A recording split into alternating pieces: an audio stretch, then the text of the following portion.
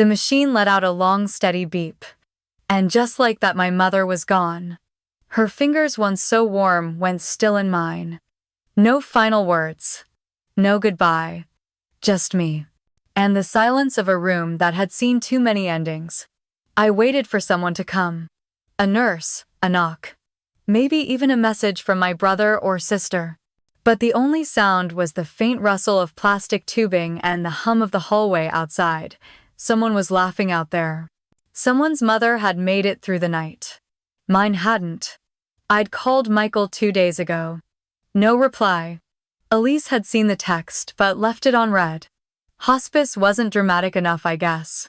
The clock read 2:17 a.m. I looked down at Mom's hand, cool now, almost fragile. I had changed her sheets just before midnight, held a spoon to her lips, adjusted her socks, whispered that she wasn't alone, but maybe she always had been. When the nurse finally entered, her eyes were soft but unreadable. She moved with the calm of someone who's watched this moment unfold 100 times. "She asked me to give you this," she said, handing me a sealed envelope. My mother's name was scrawled across the front in her fading cursive. I took it with shaking fingers. There was weight to it, something small, metal. Back at the house, after calling the mortuary, I sat at her old dining table and opened it. A silver key slid into my palm. It was old, slightly tarnished. Taped to the back of the envelope was a note. "You'll find the truth in the cedar box. Tell no one until the will is read." I stared at those lines for a long time. The cedar box. She kept it in the attic. I'd seen it once as a kid. Off limits. Locked. I stood. My hands moved before my thoughts caught up. Climbing those narrow attic stairs, the house creaked beneath me. Dust filled the air. The kind that settles when stories are left untold. And there it was. The cedar box. Waiting. Would you open it or walk away? Before the past rewrites everything, would you open the box or bury the secret with her? Where are you listening from tonight? Has your family ever hidden something like this? I didn't sleep that night. The house was too quiet, the kind of quiet that presses against your chest. I sat in her old recliner, the beige one with the frayed armrest and faded quilt still tucked over the back. The television played something soft, but I couldn't hear a word. My eyes stayed on the envelope, on the key, on the words, "Tell no one." In the morning, I brewed her coffee out of habit, hazelnut extra cream. She hadn't touched caffeine in months, but the smell lingered like a memory that refused to leave. The cedar box sat untouched on the dining table. I didn't dare open it yet. I wasn't ready to be someone else's witness. Instead, I wandered the house. The thermostat still set to her favorite number, 72. Her pill organizer on the kitchen counter, half full. Everything felt paused. Not gone. Not yet. I moved like I was underwater. Drawers. Closets. The laundry basket still had her lavender robe folded on top. Her glasses rested on the windowsill where she always left them to watch the birds. It was like she'd just stepped out. Around noon, the first call came. "Michael. Hey, sorry I didn't make it up there.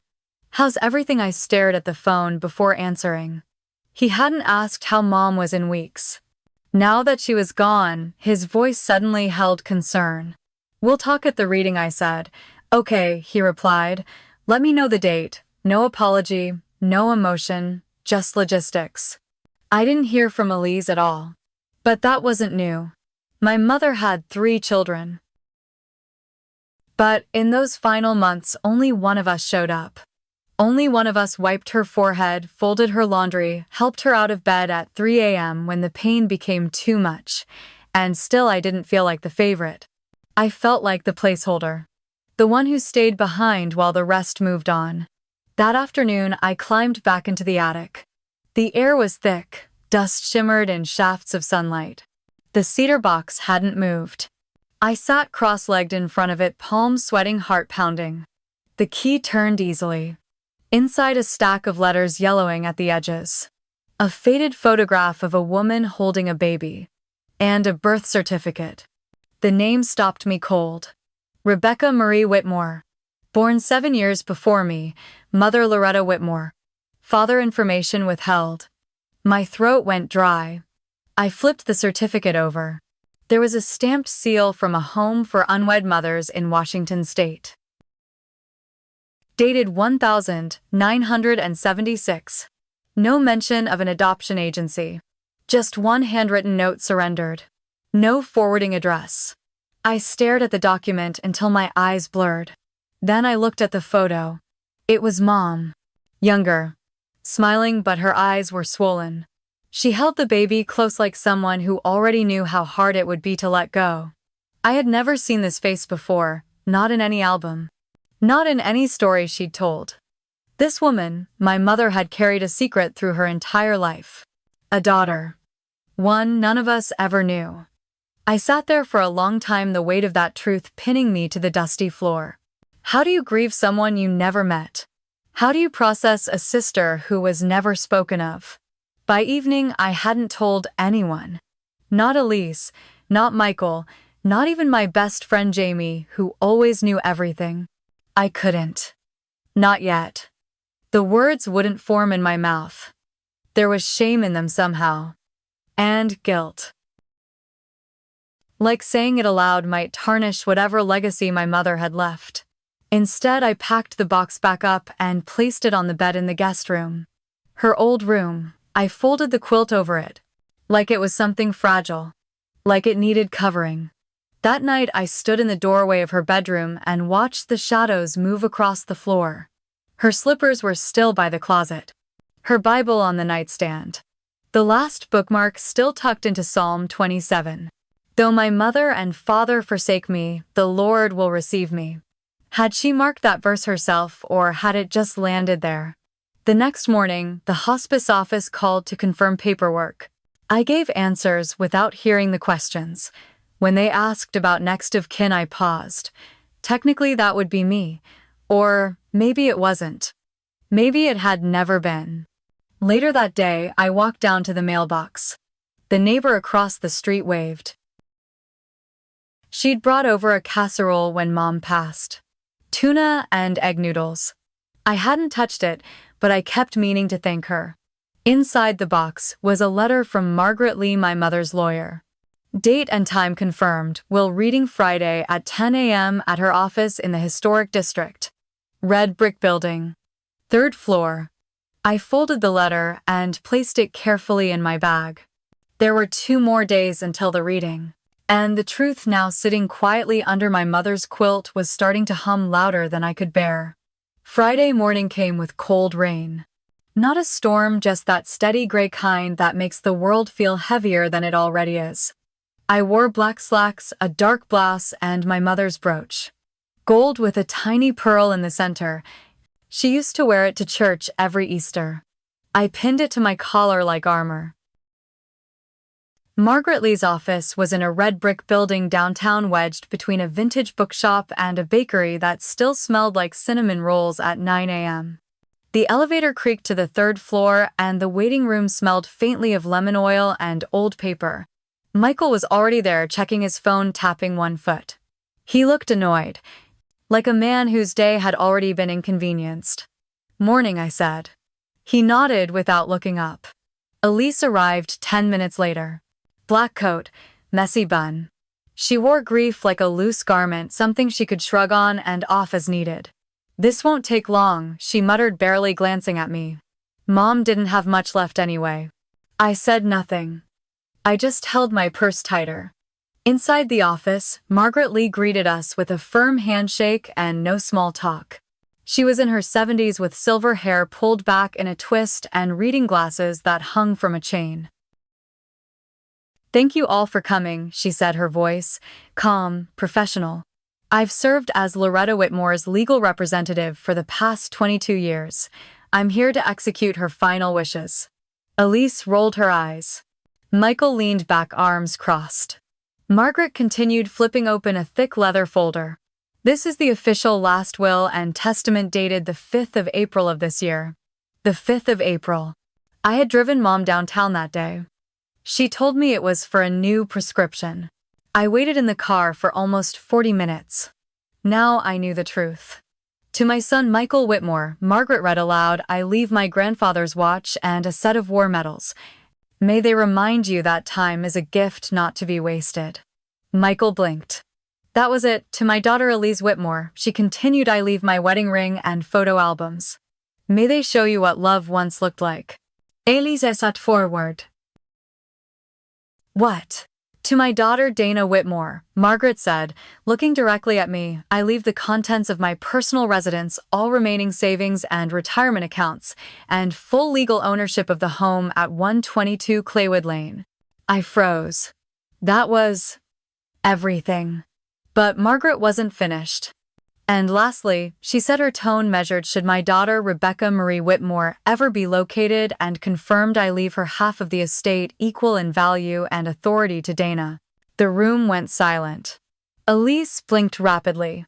Michael let out a short, sharp laugh. "Excuse me," Elise said. "Who the hell is Rebecca?" I didn't speak. Margaret adjusted her glasses. "There is a certified birth certificate in the estate file, as well as additional documentation." Loretta included a letter explaining the circumstances. If necessary, she also recorded a short video for the court. Michael leaned forward. "So, let me get this straight. Half the estate goes to some mystery woman we've never met." Margaret nodded once. "Correct. If she is found. And if not," Elise snapped. "Then her share remains in trust for 5 years," Margaret replied. "If unclaimed, it transfers to Dana." Elise turned to me. "You knew," she said, her voice rising. "You knew about this." "I didn't," I said quietly. "I found out 2 days ago. After she passed." Michael laughed again, this time without humor. "Of course you did. You were always the one helping. Always the one close to Mom. It's convenient." I felt heat rising in my chest. "You weren't there," I said, my voice shaking. "You didn't see her fading. You didn't wipe her mouth or hold her hand. You didn't do anything." "I was working," he said defensively. "She asked for you," I whispered. "She asked for both of you. But you never came." Margaret cleared her throat gently. "This is not the place for argument," she said. "You're welcome to contest the will, but I assure you everything was prepared with full legal oversight." Loretta was of sound mind. "I have psychiatric evaluations to confirm that." Elise stood suddenly. "I want to see that video." Margaret reached for a small remote and turned toward the monitor on the wall. The screen flickered. And there she was. Mom. Hair thinner than usual. Eyes tired. But her voice steady. "If you're watching this, I'm gone. And if you're angry, I understand. I carried a secret for 46 years. I had a daughter before any of you were born. I gave her up when I was 20.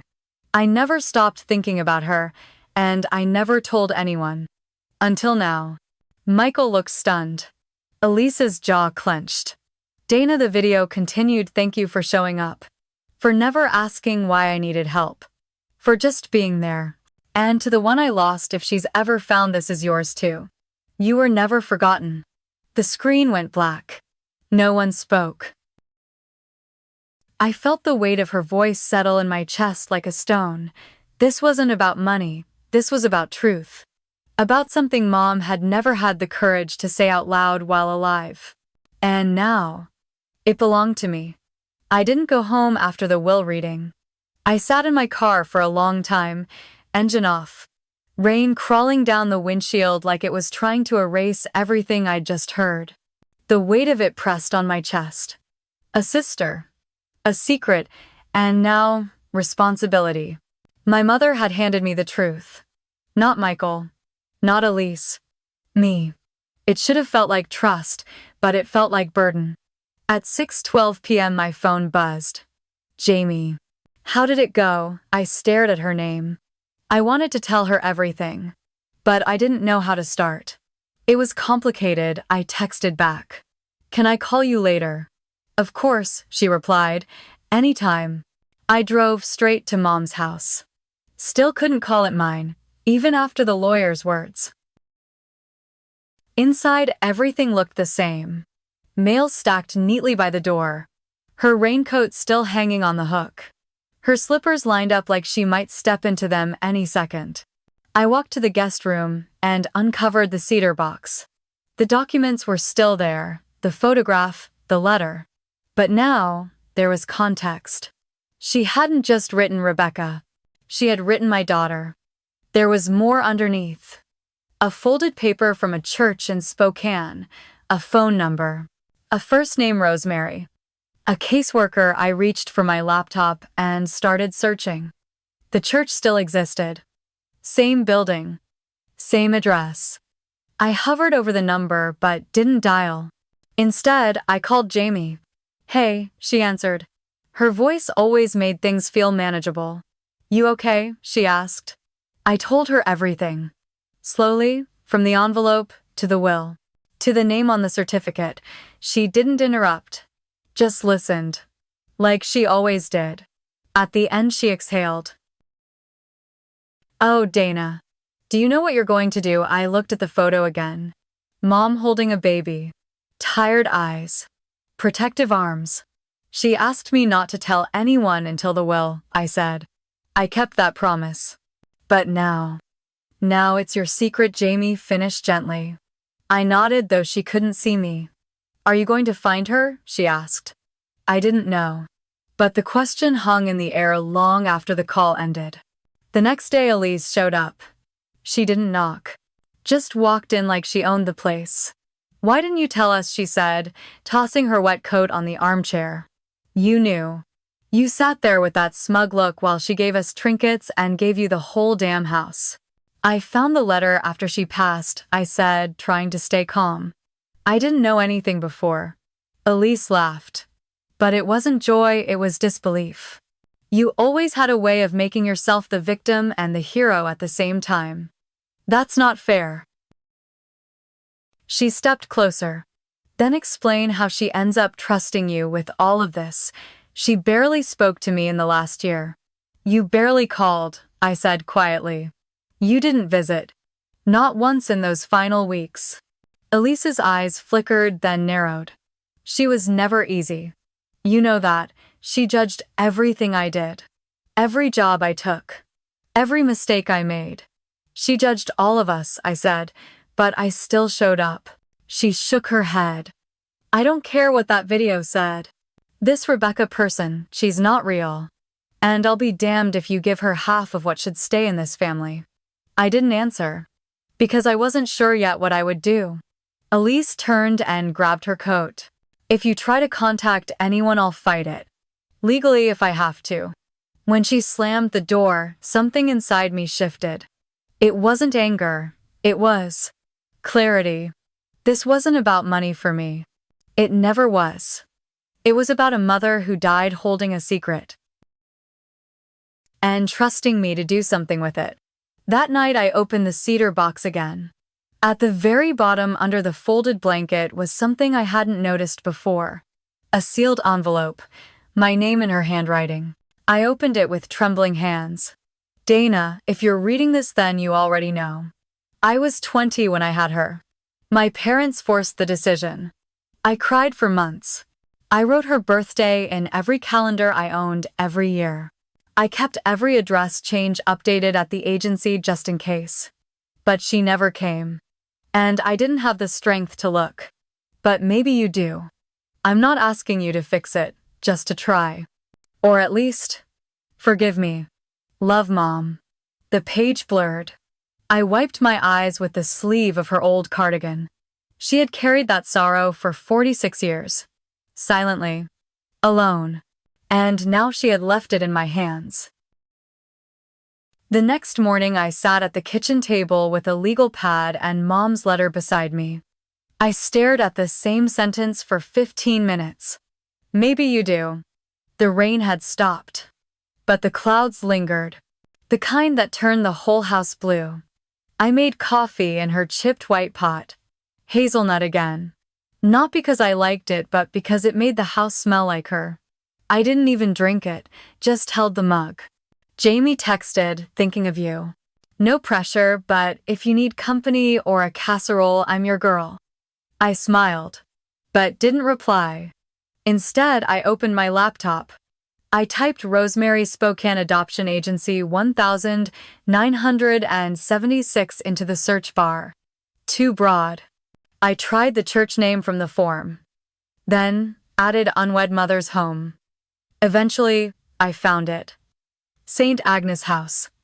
Established 1962, closed in 1991. There was no website. Just a listing in a local archive. And a phone number likely to a parish office now. My hand hovered over the receiver. Then dropped. I wasn't ready to talk. Not yet. So instead I went digging. I pulled out the photo again. My mother holding Rebecca. In the corner a date, April 1976. I flipped through the rest of the contents. Letters from the hospital. One torn envelope from someone named Helen, maybe a roommate or friend. I scanned every document into my computer and created a folder labeled Rebecca. That name felt strange on my screen, like a shadow of someone who might not want to be found. That afternoon, I drove to the grocery store. A woman in front of me in line had her daughter with her. Maybe 13. Brown curls, bright eyes. She kept reaching for snacks and slipping them into the cart when her mom wasn't looking. They laughed. Easy, free. I bought a rotisserie chicken I never ate. Back home, I sat on the couch and stared at the ceiling. I'd always wondered what it would be like to have a sister. Not just Elise with her walls and sharp edges. Someone new. Someone who didn't carry the same bitterness. But what if Rebecca didn't want to be found? What if she hated Mom for what happened? What if I reached out and ruined something she'd spent decades building? That night I dreamt of a house I'd never seen. A little girl running barefoot through a hallway. She turned to look at me, but I couldn't see her face. I woke up with my heart pounding. The next morning I opened a new browser tab. This time I searched for genealogical search support. Private investigators. Adoption reunion services. Most were expensive, some were questionable. But one site stood out. Simple layout. Quiet tone. Specialized in reunions for older adoptees, especially those from closed systems.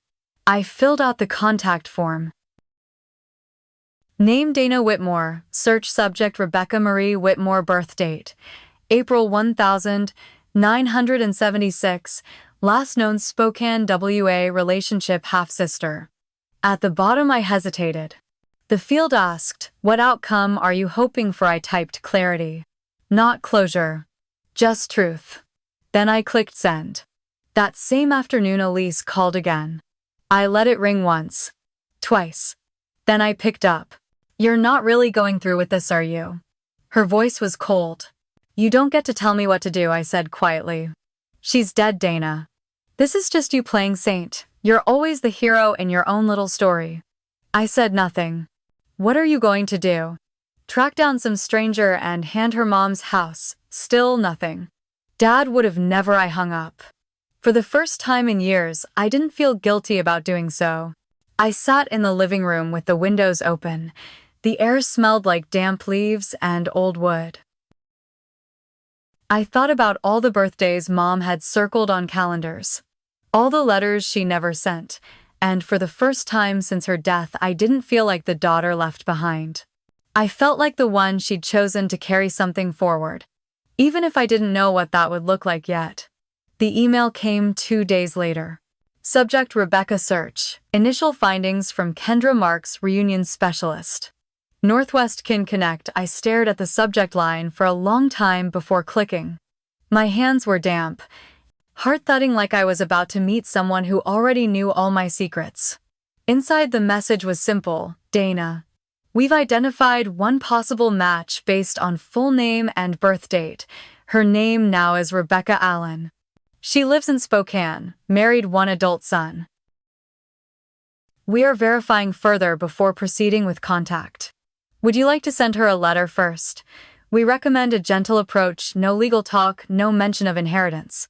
Just truth. Warmly, Kendra, I didn't move. Didn't breathe. Rebecca Allen. She existed. She was real.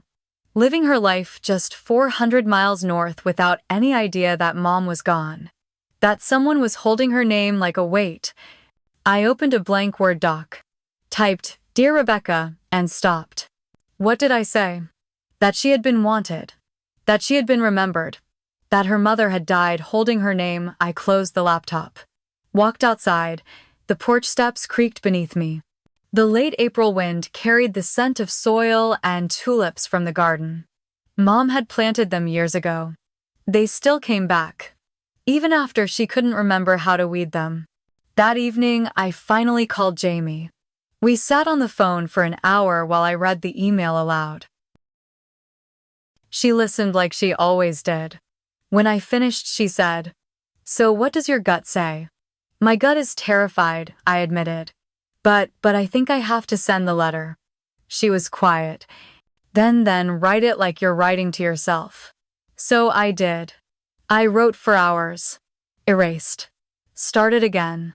In the end, I kept it simple. You don't know me, but I've known about you for 3 weeks. Our mother, Loretta, passed away recently. She left behind a box of letters and a truth she never had the courage to speak. I'm not writing to disrupt your life. I'm writing because she wanted you to know you were never forgotten. I'm her daughter, too. And maybe if you're open to it, I'd like to hear your story. I attached one photo. Mom around 40. Holding a mug on the porch. Laughing at something off camera. It was the only photo I had where she looked unguarded. Kendra said she would send it through formal channels. I clicked send. And just like that, the silence stretched wider than before. 2 days later, I went to the bank. Not because of Rebecca, because of Elise. She'd left a voicemail the night before. I talked to a lawyer. If you try to give away property that hasn't been transferred yet, it's grounds for contest. This is still Mom's estate, and I will fight you every step if you make this into some martyr crusade. Her voice cracked on the last line, but there was no sadness in it. Only rage. I sat across from a financial officer named Monica. Mid-50s. Calm. Professional. She explained the structure of the estate account, the timeline for transfer, and the legal limits. You're fully within your rights, she said gently. But I recommend getting everything notarized just in case. Back at home, I printed the documents. Filed them in Mom's old cabinet behind a folder labeled Medical, 2019. I noticed a familiar corner poking out. A birthday card. Never sent. To RMW, inside a short message in Mom's cursive, "Happy birthday, baby girl. Wherever you are, I hope someone is spoiling you today." I sat there for a long time, just holding it. 3 days passed. Then the reply came. Not from Kendra. From Rebecca herself. It was an email. Plain text. "Hi Dana, I got your letter today. I've read it 5 times. I don't know what to feel yet. My parents told me I was adopted, but never much else. I had stopped wondering decades ago. But then your letter came. I looked at the photo. She looks like me. I don't know what comes next. But I'd like to talk. Maybe not about the past. Maybe just as 2 people trying to understand something that was never explained to us." I stared at her words until they blurred. Then I whispered, "Okay." Not to her. To myself. That night I lit a candle on the porch. It was the kind Mom used to buy every fall apple spice. The wind was soft. Somewhere nearby, someone was playing piano. A single note repeated again and again. I closed my eyes. And for the first time since Mom died, I didn't feel like the daughter who stayed behind. I felt like a bridge. Between stories. Between silences. Between women who'd never met but carried the same absence. Have you ever carried someone else's secret? If you had the chance to tell the truth for them, would you? You're not alone in that choice. Share your story below or just let us know where you're listening from tonight. Rebecca and I agreed to talk by phone first. It was a Sunday afternoon. Quiet. Soft wind outside, the kind that rustled through the old wind chime Mom hung 20 years ago. I sat in her sunroom, the light filtering through yellow curtains, phone in hand, heart pounding like I was about to meet someone I had imagined my entire life. I answered on the first ring. "Hi," I said, voice trembling. There was a pause, then, "Hi, Dana." Her voice was lower than I expected. Measured. Steady. Like someone used to carrying her own weight. We didn't say much at first. Just listened to each other breathe. Then she broke the silence. "I've read your letter 10 times now. I still don't know how I feel. But I wanted to hear your voice." I swallowed. "Thank you for replying." "I almost didn't." I nodded. Even though she couldn't see me, "I have a good life," she said. "I've got a husband, a grown son, a job I love, and no real gaps." "I'm not trying to fill anything," I said quickly. "I know. That's why I called." We talked for 32 minutes. Most of it about nothing. Gardening. The weather. Favorite books. We didn't touch our mother's name until the end. "She wrote you birthday cards," I said quietly. "She never sent them. But she kept them." There was silence on the line. Then softly, "I always hated April." The next week, Rebecca and I exchanged 3 more emails. Short, gentle. She told me she lived in a yellow house with a red door, that she liked black coffee and crossword puzzles, that she had once worked in hospice. I told her about the tulips in Mom's yard, the cedar box, the attic dust that hadn't moved in years. We circled each other slowly. 2 women raised by different truths, now trying to braid them together without pulling too tight. Then came the question. "Would you be open to meeting?" I stared at the screen. Yes. And also terrified. But I typed I would. We agreed to meet halfway. A small town called Wenatchee, nestled between mountain ridges with motels and antique stores and diners that still served pie with whipped cream. I booked a room at a small inn called the Maple Lodge. Clean, quiet. Faint smell of pine and lemon polish in the halls. She arrived first. I saw her through the window of the diner. Hair slightly gray at the temples. Black cardigan. Strong posture. She looked like Mom. Not in a direct way, but the way she moved. The way she waited, still but alert. I stepped inside. Her eyes met mine instantly. We didn't hug, just stood there, seeing each other. She smiled, small and hesitant. "Hi again." "Hi." We sat by the window. Ordered coffee. Neither of us touched the menus. It wasn't awkward. It was heavy. But not unbearable. "I brought something," I said. I pulled out the envelope. Inside, Mom's letters, the photo, a copy of the will. I left out the financial details. It didn't feel like the time. Rebecca took the envelope but didn't open it. "I believe you," she said. "I just don't know what to do with it yet." "I don't either." She sipped her coffee. "Did she ever try to find me?" She said she didn't have the strength. She kept her address updated at the agency. Just in case. Rebecca blinked. That sounds like something I would do. We talked for almost 2 hours. No tears. Just stories. Edges. Honest and unfinished. At the end, I asked, "Would you like to come back to the house just for a visit?" No pressure. She looked down, then nodded. "Maybe not today, but soon." Back home, I sat on the back porch. The sun was lower, the light gold and soft. I opened Mom's final file folder. Insurance. Retirement accounts. Everything now officially transferred. The house, the accounts, half of it now mine. The other half, waiting. I called Margaret Lee the next morning. "I'd like to update the deed," I said, "to add Rebecca Allen." There was a pause. "You're sure?" "Yes." "She hasn't claimed anything legally. She doesn't have to. She's in the will." "That's enough for me." Margaret was silent for a beat. "I've practiced estate law for 32 years. This might be the quietest justice I've ever seen." The papers were signed by Thursday. Rebecca didn't contest. Didn't protest. Just said thank you. I'm not ready for anything else. But I'm grateful you didn't make me beg for proof. I smiled. Mom wouldn't have wanted that. She paused. You say that like you knew her best. I didn't. But I knew her last. That night I opened Mom's cedar box one last time. Everything had been returned to it. Except now the weight felt lighter. I added one more thing. A small envelope. My own handwriting.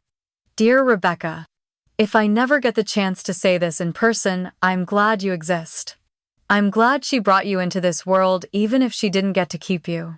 You were not forgotten, not by her. And not by me. Then I locked the box and placed it back on the attic shelf. Right where it started. The letter came from Elise. Not a call. Not a text. A typed letter on stiff white paper folded into thirds left on my front porch without a stamp or envelope. I found it that morning wedged under Mom's welcome mat. So, this is how it ends. You rewrote the story. You handed our life over to a stranger. Congratulations, Dana. I hope it was worth it. No signature. Just that bitter clipped tone I knew too well. I folded the letter and placed it in the drawer with Mom's final hospital bracelet. Not out of sentiment. Just to keep it where things belong. That afternoon, I drove to the county registrar's office. I needed to file the final property documents tie off the last thread of Mom's estate. Rebecca had signed her portion over not to me but to the house. She asked that the ownership remain shared in name only. I don't need anything from her, she'd said. But if you ever open that place to others, I want to be part of that legacy. So I did. I filed a deed amendment Whitmore Home Trust, Future Use Community Residence, nonprofit program. The woman behind the glass asked if I was sure. I'm not trying to flip it, I said. I'm trying to finish something. Jamie came by with a bottle of wine that night. We sat on the back steps, legs stretched out, breeze soft through the lilacs. She took a sip, then asked, so what now? I exhaled slowly. Now we make space for stories that almost got erased. She tilted her head, like what I pointed toward the dining room. There's a table in there with a dozen scratches. From decades of elbows and coffee mugs and quiet grief. I want women to sit there again. To write. To speak. To not be interrupted. Jamie raised her glass. I'll help. The first flyer went up a week later. A quiet place for women, 40 plus. Once a week. Tea. Letters. Storytelling. You belong. No website, no registration. Just a P.O. box, a name and a time. The first Saturday, no one came. The second, one woman showed up. Marcy, 62, widowed former nurse. She brought banana bread and a stack of journals. We didn't talk much. Just sat at the table. Wrote in silence. She came back the week after. And brought another woman. And by month's end, there were 5 of us.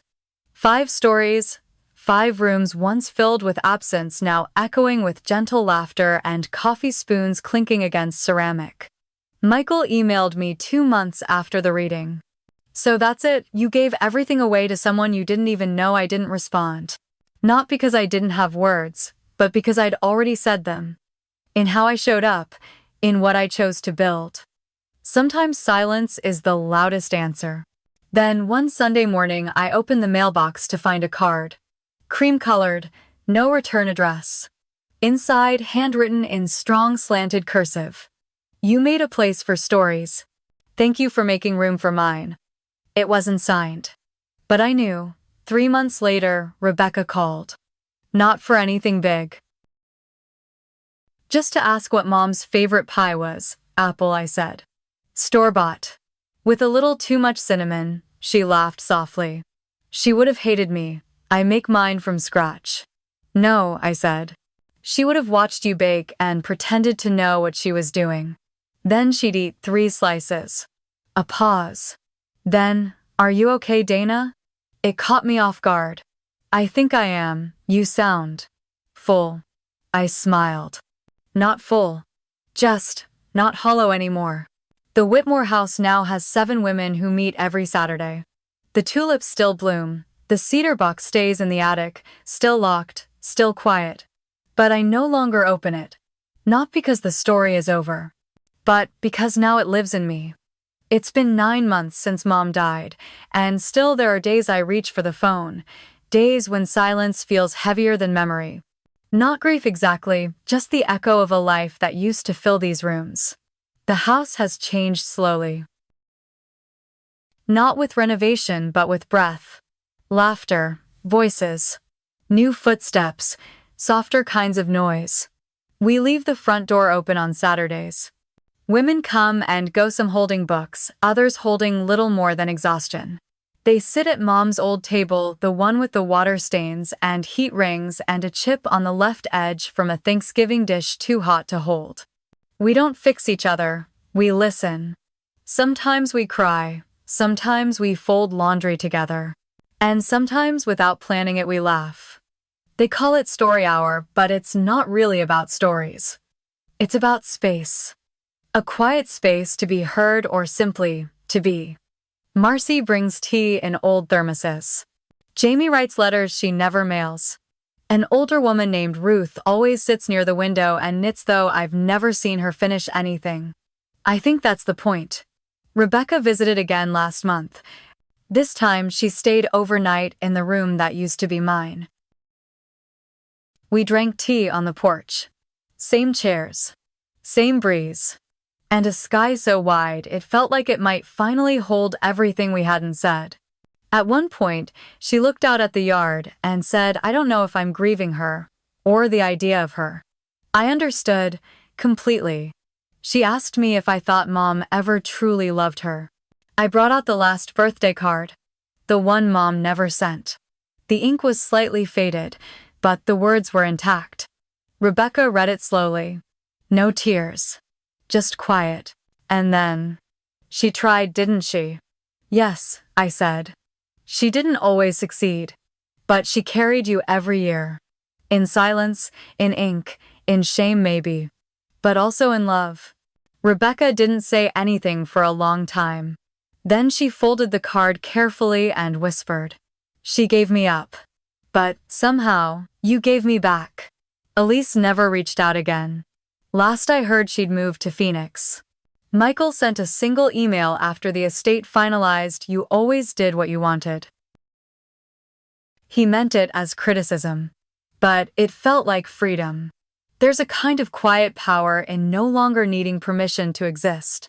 I've stopped trying to explain myself to people who never stayed long enough to know me. The rose bush in the backyard finally bloomed. Rebecca brought the clippings. Jamie dug the soil. Marcy read a poem while I held the garden shears. We didn't say memorial. We didn't need to. We planted them near the back fence, where sunlight lingers longest.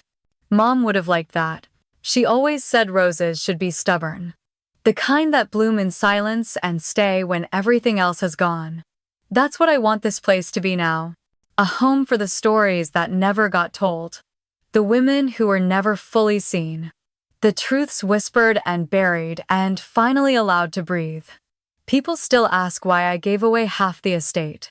You didn't even know her. Your mom wanted you to have everything. Don't you feel cheated, number? Because none of this was about ownership. It was about witnessing. It was about carrying something that should never have been hidden in the first place. Mom didn't ask me to rescue anyone. She asked me to try. To tell the truth out loud, to name the daughter she was forced to forget, and to be brave enough to stay present when the past came knocking. Some evenings I still light a candle in the kitchen window. Apple spice. Same scent Mom always bought in fall. The wax melts too fast, but the smell lingers long after the flame goes out. It reminds me that closure doesn't come as a clean ending. It comes in fragments. In the quiet decision to keep showing up. Even when no one applauds, even when no one else is watching.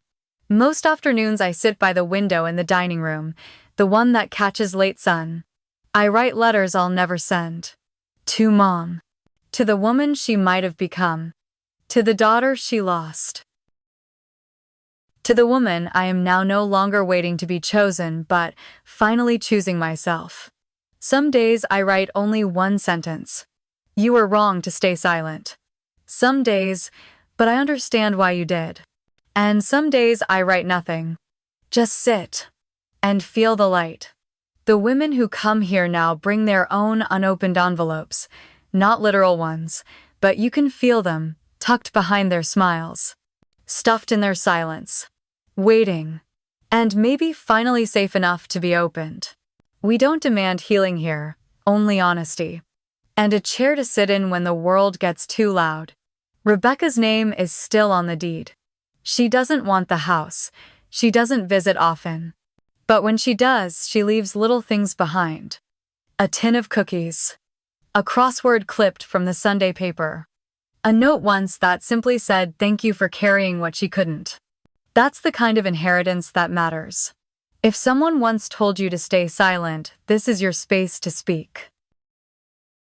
Have you ever uncovered a family secret that changed everything? Share your story below or simply say where you're listening from. You're not alone. And your story deserves to be heard. You are not invisible. Every ending can become a beginning. Subscribe to Reddit Story for more real stories of justice, healing, and quiet legacy.